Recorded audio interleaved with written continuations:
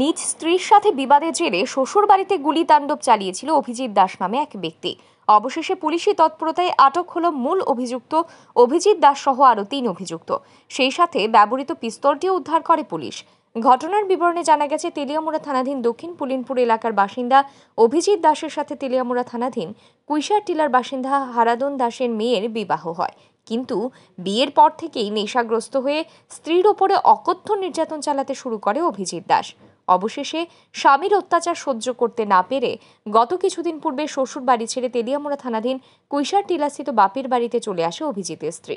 গত শনিবার স্ত্রীকে ফিরিয়ে নিয়ে যেতে শ্বশুর বাড়িতে আসে অভিজিৎ, কিন্তু স্ত্রী বাড়ি ফিরতে রাজি না হওয়ায় স্ত্রীকে মেরে ফেলতে একের পর এক গুলি চালাতে থাকে অভিজিৎ। সৌভাগ্যক্রমে এই ঘটনায় কেউ আহত হয়নি, তবে পরপর 2 রাউন্ড গুলি চালায় সে।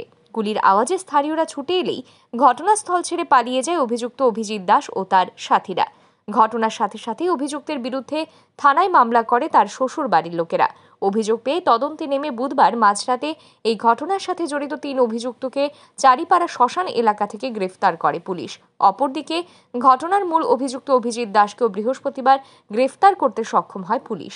তাদের জিজ্ঞাসাবাদ চালিয়ে বৃহস্পতিবার বিকেলে তেলিয়ামুড়া মহকুমার এসডিপিও পান্নালাল সেনের নেতৃত্বে পুলিশ সিপাহীজলা গেস্ট হাউসের প্রবেশের পথে একটি জঙ্গল থেকে গুলিকাণ্ডে ব্যবহৃত পিস্তলটি উদ্ধার করে। দাস, তারপরে তার সাথে আরো 2 জন সাকরেদ, তারা যারা ইনভলভ ছিল এই কেসের ভেতরে, তাদেরকে আমরা চারিপাড়া একটা শ্মশান ঘাটের ভেতরে একটা পরিত্যক্ত ঘরের ভেতরে তারা শেল্টার নিয়েছিল। তো সেখান থেকে কালকে রাত্রে আমরা মিডনাইটে আমরা তাকে ট্র্যাক করে সেটা ওইখান থেকে আমরা ডিটেন করছি। তো ডিটেন করার পরে দিয়ে তাকে কন্টিনিউ আজকে সারাদিন আমরা থানাতে নিয়ে আসা যখন ইন্টারোগেশন করলাম, ইন্টারোগেশনের মাধ্যমে সে ব্রেকডাউন হয়েছে অঙ্কুজে যে কইছে গুলি করছে। তখন তাকে জিজ্ঞাসলাম হাতিয়ারটা কোথায়, তখন সে কইল যে হাতিয়ারটা আমাকে সুযোগ দিলে, আমাকে যদি সুযোগ দেওয়া হয় আমি হাতিয়ারটা বের করে দিতে পারবো।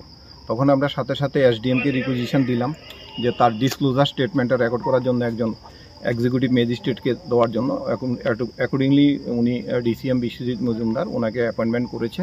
তো করার পরে যে ও ডিসক্লোজার স্টেটমেন্ট দিল এবং তার ডিসক্লোজার স্টেটমেন্ট মূলে আমরা আজকে এখানে এসেছি। আসার সময় আমরা বিশালগড় থানারও সাহায্য চেয়েছি, যে বিশালগড় থানা থেকে বড়বাবুকে বলেছি আমাকে অ্যাসিস্ট্যান্ট করার জন্য। তখন থানার অফিসারও এসেছে। তো এসে সে এখানে তার নেতৃত্বে, তার লিডিংয়ে সে এখান থেকে হাতিয়ারটা বের করে দিয়েছে। এটা আপনারা সবাই দেখেন। কোথায় পেলেন স্যার?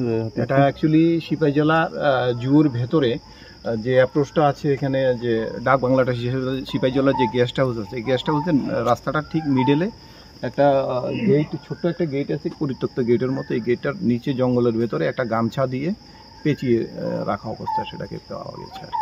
স্যার, এই ঘটনায় মোট কতজন গ্রেফতার হয়েছে? এই ঘটনায় আমরা গতকালকে রাত্রে অবধি আমরা 3 জন, আমাদের 4 জন ছিল, আসামি ছিল। 3 জনকে কালকে রাত্রে আমরা পিক আপ করেছি। আর আজকে একজন যে প্রাইম যার মিসেসের সাথে ঘটনাটা, অভিজিৎ দাস, তাকে আজকে অ্যারেস্ট করা হয়েছে। তাকে আরকিপুর পিএসের কাস্টডিতে আছে। আর আমরা এখন তাকে নিয়ে যাওয়ার সময়। তবে প্রশ্ন হচ্ছে, কিভাবে তেলিয়ামুড়া থেকে এই আগ্নেয়াস্ত্রটি সিপাহীজলা গেস্ট হাউসে নিয়ে আসলো অভিযুক্তরা? গেস্ট হাউসের অন্দরের কারোর প্রত্যক্ষ মদত ছাড়া কিভাবে এই অপরাধটি সংগঠিত হয়েছে তা নিয়েই প্রশ্ন। তবে সূত্রের খবর, সিপাহীজলা গেস্ট হাউস ও কটেজের মধ্যে প্রতিনিয়তই নাকি চলছে নেশার রমরমা বাণিজ্য এবং মক্ষী রানীদের আসর।